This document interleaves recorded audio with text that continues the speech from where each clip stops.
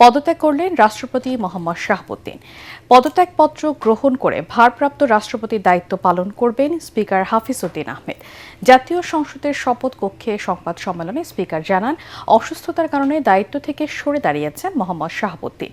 হাফিজ উদ্দিন আহমেদ আরও বলেন, মাফিয়া সরকারের আমলে দায়িত্ব নিলেও সদ্য বিদায়ী রাষ্ট্রপতি বর্তমান সরকারের প্রতি শ্রদ্ধাশীল ছিলেন। সাজ্জাদ জাহানের রিপোর্ট। নানা জল্পনা কল্পনার অবসান ঘটিয়ে অবশেষে গুরুতর শারীরিক অসুস্থতার কারণ দেখিয়ে নির্ধারিত মেয়াদের 2.25 বছর আগে পদত্যাগ করলেন রাষ্ট্রপতি মোহাম্মদ শাহাবুদ্দিন।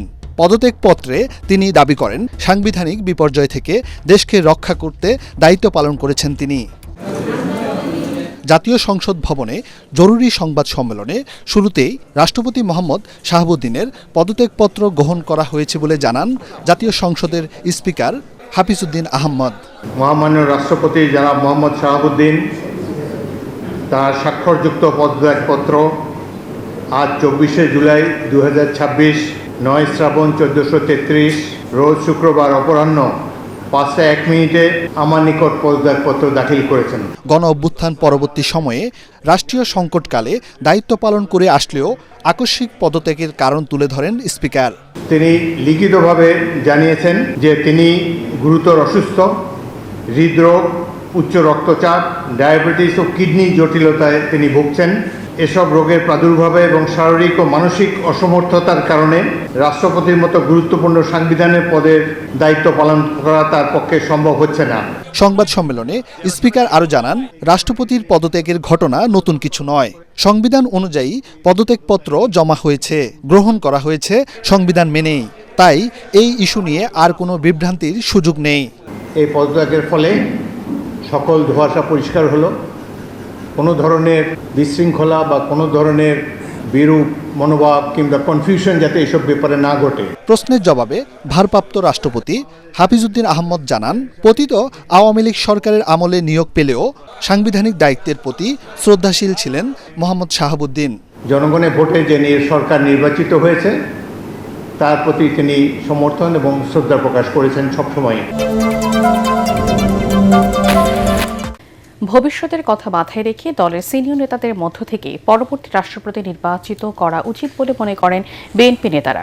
পরীক্ষিত নেতাদের বাইরে অরাজনৈতিক কাউকে দায়িত্ব দিলে ভবিষ্যতে যে কোনো সংকটে দলের জন্য তা মঙ্গলজনক নাও হতে পারে বলে তাদের আশঙ্কা। এদিকে পরবর্তী সম্ভাব্য রাষ্ট্রপতি নিয়ে আলোচনায় গুজবে কান না দিয়ে অপেক্ষা করার অনুরোধ জানিয়েছেন বিএনপি মহাসচিব ও এলজিআরডি মন্ত্রী মির্জা ফখরুল ইসলাম আলমগীর। বিস্তারিত জানাচ্ছেন মইনুল আহসান। কয়েকদিনের আলোচনা সমালোচনার পর শুক্রবার রাষ্ট্রপতির পদ থেকে পদত্যাগ করেন মোহাম্মদ শাহাবুদ্দিন। বঙ্গভবনে চলছে মোহাম্মদ শাহাবুদ্দিনের বিদায় আর নতুন রাষ্ট্রপতিকে বরণের প্রস্তুতি। রাষ্ট্রপতি মোহাম্মদ শাহাবুদ্দিনের পদত্যাগের পর থেকেই বিএনপি নেতাকর্মী আর রাজনৈতিক মহলে জোর আলোচনা, কে হচ্ছেন রাষ্ট্রের পরবর্তী সর্বোচ্চ অভিভাবক। পরবর্তী রাষ্ট্রপতি হিসেবে এখন পর্যন্ত সবচেয়ে বেশি আলোচিত হচ্ছে বিএনপির 3 জন নীতি নির্ধারকের নাম। মহাসচিব মির্জা ফখরুল ইসলাম আলমগীর, দলের জ্যেষ্ঠ নেতা স্থায়ী কমিটির সদস্য ডক্টর খন্দকার মোশাররফ হোসেন এবং স্থায়ী কমিটির আরেক সদস্য ডক্টর আব্দুল মঈন খান। সবকিছু ঠিক থাকলে এই 3 জন থেকেই যে কোনো একজন রাষ্ট্রপতি হচ্ছেন তা অনেকটাই নিশ্চিত। তবে এই নিয়ে সতর্ক আলোচনায় থাকা নেতারা। রাজধানীতে এক অনুষ্ঠানে অংশ নিতে এসে সাংবাদিকদের প্রশ্নের জবাবে বিএনপি মহাসচিব মির্জা ফখরুল ইসলাম আলমগীর ধৈর্য ধরে অপেক্ষা করার পরামর্শ দেন।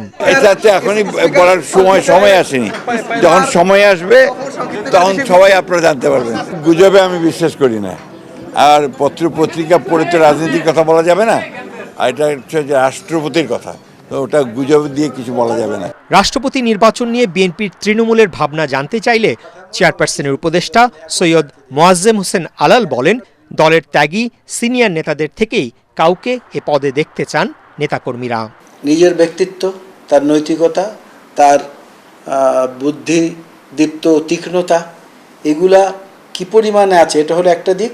আরেকটা দিক হলো যে দলের প্রতি তার যে আনুগত্য, গণতান্ত্রিক ব্যবস্থার প্রতি তার যে আনুগত্য। প্রফেশনাল যারা, তারা কিন্তু একটা নির্দিষ্ট গণ্ডির মধ্যে চলাফেরা করেন।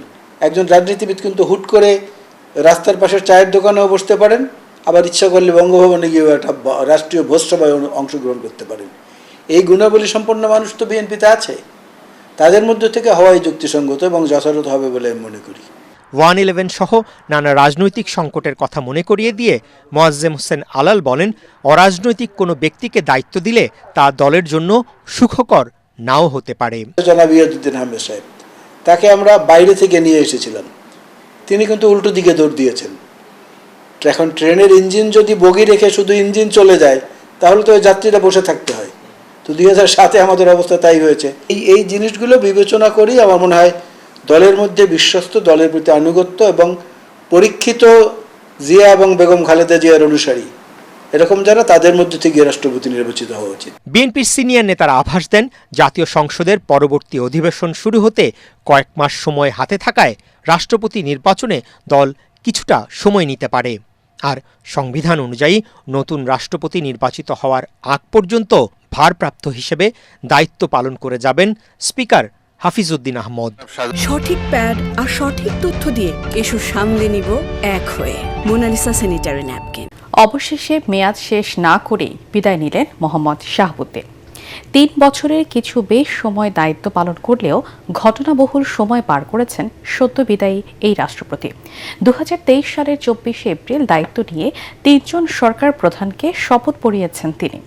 সদ্য পদত্যাগকারী এই রাষ্ট্রপতির সম্পর্কে আরও জানাচ্ছেন একরামুল হক সাহেব। ঝড় উঠুক না কেন, আমি তো ঝড় উঠাচ্ছি এখানে, ঝড় উঠুক। আওয়ামী লীগ সরকারের আমলে রাষ্ট্রপতি হিসাবে শাহাবুদ্দিন সত্যিকারের কোনো ঝড় তুলতে না পারলেও 24-এর জুলাই বিপ্লবের পর রাষ্ট্রের সর্বোচ্চ পদে তার থাকা না থাকা নিয়ে ঝড় উঠে রাজনৈতিক অঙ্গনে। অন্তর্বর্তীকালীন সরকারের প্রধান উপদেষ্টা রূপে তবে সাংবিধানিক ধারাবাহিকতার ইস্যুতে সব ঝড় ছাপিয়েই টিকে যাচ্ছিলেন তিনি। অন্তর্বর্তী সরকারের আমলে রাষ্ট্রপতি হিসাবে বেশ ম্রিয়মাণ থাকলেও বিএনপি সরকার ক্ষমতায় আসার পর রাষ্ট্রের সর্বোচ্চ পদ উপভোগ করতে থাকেন শাহাবুদ্দিন। যদিও ত্রয়োদশ সংসদে রাষ্ট্রপতির স্বাগত ভাষণকে ঘিরে তুমুল হট্টগোল তৈরি হয় অধিবেশন কক্ষে।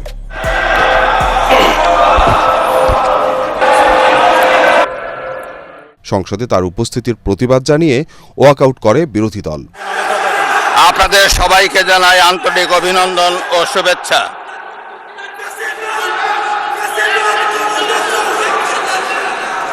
জনাব স্পিকার,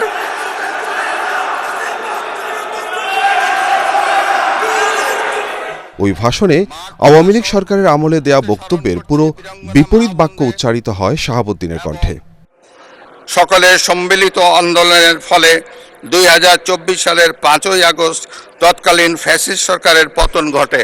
হাজারো শহীদের রক্তের উপর দিয়ে তাবেদার ও ফ্যাসিবাদ মুক্ত নতুন গণতান্ত্রিক বাংলাদেশের সূচনা হয়। স্বাধীনতার ঘোষক শহীদ রাষ্ট্রপতি জিয়াউর রহমান বীরুত্তম, যাদের অসামান্য ত্যাগের মাধ্যমে বাংলাদেশ ফ্যাসিবাদ মুক্ত হয়ে গণতন্ত্রের পথে যাত্রা শুরু করেছে। শাহাবুদ্দিনের রাজনৈতিক ও ব্যক্তিগত ভাবমূর্তির সবচেয়ে বড় ক্ষতি হয়েছে তার বিভিন্ন সময়ে দেয়া পরস্পর বিরোধী এমন বক্তব্যের কারণে। প্রধানমন্ত্রী শেখ হাসিনা আজ রাষ্ট্রপতির কাছে পদত্যাগপত্র জমা দিয়েছেন এবং আমি তা গ্রহণ করেছি। 2024 সালের 5 আগস্ট জাতির উদ্দেশ্যে দেয়া ভাষণে শেখ হাসিনার পদত্যাগপত্র গ্রহণ করার কথা বললেও কয়েক মাস পর এক সাক্ষাৎকারে উল্টো কথা বললেন রাষ্ট্রের সর্বোচ্চ পদে থাকা ব্যক্তি। একজন রাষ্ট্রপতির বক্তব্যে এই ধরনের অসামঞ্জস্যতা শুধু রাজনৈতিক বিতর্কই তৈরি করেনি, বরং রাষ্ট্রীয় নথি, সাংবিধানিক প্রক্রিয়া ও রাষ্ট্রপতির দপ্তরের বিশ্বাসযোগ্যতা নিয়েও প্রশ্ন ওঠে। সব আলোচনা ছাপিয়ে বিএনপি সরকার গঠনের পর এক ধরনের রাজনৈতিক বোঝাপড়ার মাধ্যমে রাষ্ট্রপতি হিসাবে মেয়াদ পূর্ণ করার দিকেই যাচ্ছিলেন মোহাম্মদ শাহাবুদ্দিন। কিন্তু 6 মাস না যেতেই হঠাৎ ইউটার্ন। বিভিন্ন সংবাদ মাধ্যমের দাবি, চিকিৎসার জন্য লন্ডন সফরে গিয়ে তিনি ফোনে যোগাযোগ করেন সাবেক প্রধানমন্ত্রী শেখ হাসিনার সাথে। সরকারের কাছে এমন তথ্য এলেই রাষ্ট্রপতি হিসাবে বিদায় ঘণ্টা বাজে শাহাবুদ্দিনের। 2023 সালের 24 এপ্রিল হঠাৎ করে রাষ্ট্রপতি হিসাবে দায়িত্ব পেয়েছিলেন দুদকের সাবেক কমিশনার মোহাম্মদ শাহাবুদ্দিন। সেই হিসাবে তার মেয়াদ ছিল 2028 সালের 23 এপ্রিল পর্যন্ত।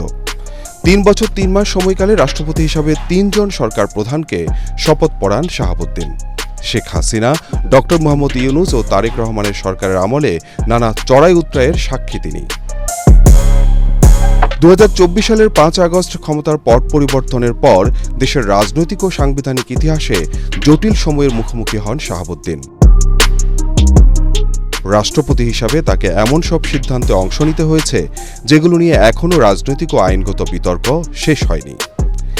ইতিহাস শেষ পর্যন্ত বিদায়ী রাষ্ট্রপতি শাহাবুদ্দিনকে কিভাবে মূল্যায়ন করবে তা নির্ভর করবে সংকটের সময় রাষ্ট্র, সংবিধান এবং গণতন্ত্রের প্রতি তার ভূমিকাকে ভবিষ্যৎ প্রজন্ম কিভাবে বিচার করে তার উপর।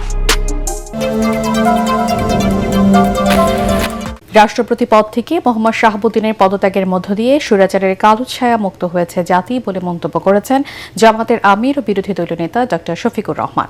রাজধানী মিন্টো রোডে বিরোধী দলীয় নেতার সরকারি বাসভবনে তাৎক্ষণিক প্রতিক্রিয়ায় তিনি বলেন, সদ্য বিদায়ী রাষ্ট্রপতি পদত্যাগের কারণ হিসেবে যা উল্লেখ করেছেন তা নিয়ে জাতির কোনো আগ্রহ নেই।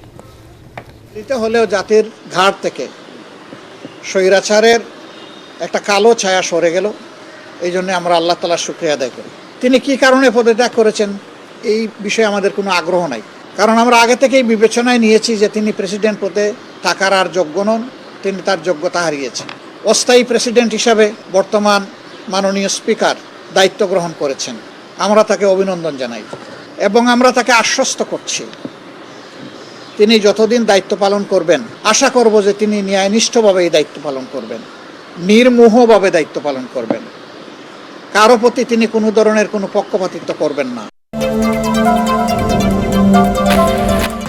প্রধানমন্ত্রী তারেক রহমানের নেতৃত্বে জুলাই সনদ বাস্তবায়নের পাশাপাশি দেশের অর্থনৈতিক ও রাজনৈতিক চ্যালেঞ্জ মোকাবেলায় সরকার নিরলসভাবে কাজ করছে বলে জানালেন এলজিআইডি মন্ত্রী মির্জা ফখরুল ইসলাম আলমগীর। রাজধানীর একটি হোটেলে বেঙ্গল ডেল্টা কনফারেন্সে তিনি কথা বলেন। মির্জা ফখরুল বলেন, একটি বৈচিত্র্যময় দেশ গঠনে সরকার প্রতিশ্রুতিবদ্ধ এবং একই সাথে আঞ্চলিক সম্পর্ক উন্নয়নেও বিশেষভাবে আগ্রহী। তিনি বলেন, ইরান, যুক্তরাষ্ট্র, রাশিয়া, ইউক্রেন যুদ্ধ দেশের অর্থনীতিকে চ্যালেঞ্জের মুখে ফেলেছে। সরকার সেই চ্যালেঞ্জ মোকাবেলার পাশাপাশি অর্থনীতি ও রাজনৈতিক কাঠামোকে ঠিক করার চেষ্টা করে যাচ্ছে। Money laundering. Our Prime Minister has already said he has committed that he will try to bring changes in the economy by inviting the other nations to participate in the economic development of the country. জামাত ইসলামীও অন্যায় একসাথে চলবে না, নৈতিকতার প্রশ্নে জামাতে কোনো ছাড় নেই বলে সতর্ক করেছেন দলের আমির ডক্টর শফিকুর রহমান। ঢাকা জেলা জামাতের রোকন সম্মেলনে তিনি আরও বলেন, সংবিধান অনুযায়ী গণভোট অবৈধ হলে বর্তমান সরকারও অবৈধ।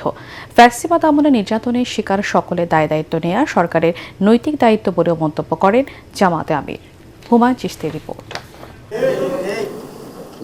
রাজধানীর ইনস্টিটিউশন অব ডিপ্লোমা ইঞ্জিনিয়ার্স মিলনায়তনে আয়োজন করা হয় ঢাকা জেলা জামায়াতের ষান্মাসিক রোকন সম্মেলন।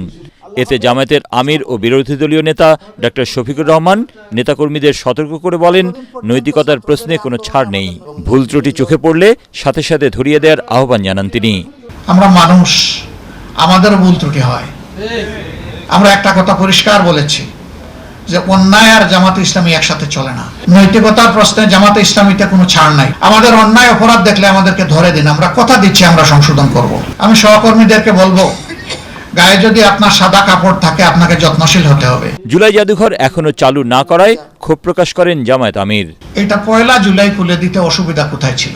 তাইলে পুরা জুলাই মাস জুড়ে আমাদের বীরদেরকে মানুষ আরো বেশি শ্রদ্ধার সাথে স্মরণ করার সুযোগ পেত। শুধু জুলাই নয়, 15.5 বছরে এই ফেসিবাদী জালেমদের হাতে যারাই শহীদ হয়েছেন, গুম হয়েছেন, পঙ্গু হয়েছেন, তাদের সকলের দায়িত্ব নেওয়া সরকারের নৈতিক দায়িত্ব। গণভোট ইস্যুতে সংবিধান নিয়ে বেশি ঘাটাঘাটি করলে সরকার অস্তিত্ব সংকটে পড়বে বলে মন্তব্য করেন বিরোধী দলীয় নেতা। জনগণ চেয়েছে এই ভোট, গণভোট, দুইটাই চেয়েছে জনগণ। একটা রায় আপনি মানেন আর একটা রায় মানেন না। এখন সমাধান যদি সংসদে না হয় তাহলে রাজপথে হবে। বেশি সংবিধান কসলাইতে যাইয়েন না, সংবিধান কসলাইলে নিজেদের অস্তিত্ব আর খুঁজে পাবেন না। সীমান্তে বাড়াবাড়ি না করার জন্য প্রতিবেশী দেশগুলোর প্রতি হুঁশিয়ারি উচ্চারণ করেন জামায়াত আমির ডক্টর শফিকুর রহমান। ধন্যবাদ।